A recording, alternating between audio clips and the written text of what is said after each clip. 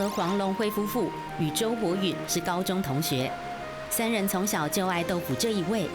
退休后在故乡苗栗合作开店，专做客家手工豆腐。虽然满怀理想，一开始却是惨淡经营。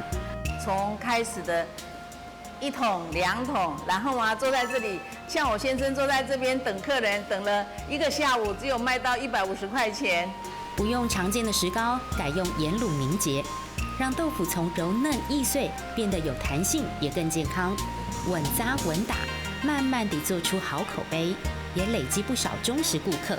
在这边里面，你可以品尝到，细细的品味一下客家人的用心。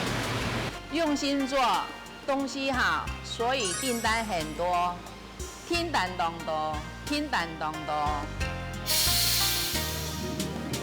随着业绩成长越来越忙，但依旧遵循手工古法，绝不偷懒马虎。从泡豆子、煮豆浆，做成豆腐豆干，每天都得半夜起床，工作繁琐又吃重，就是要很慢、顺的让它这样搅拌才会成功，不然会很容易失败。靠着细心耐心，把每个步骤做到位。为了维持手工豆腐的最高品质和营养价值，坚持采用非基因改造的黄豆。除了水跟凝固剂，就是盐卤以外，我们没有添加任何东西，并且用到最好的豆子，非基因改造的。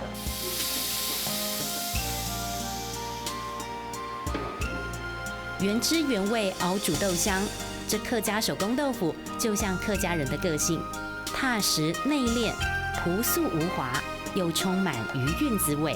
上课喽！听蛋懂懂。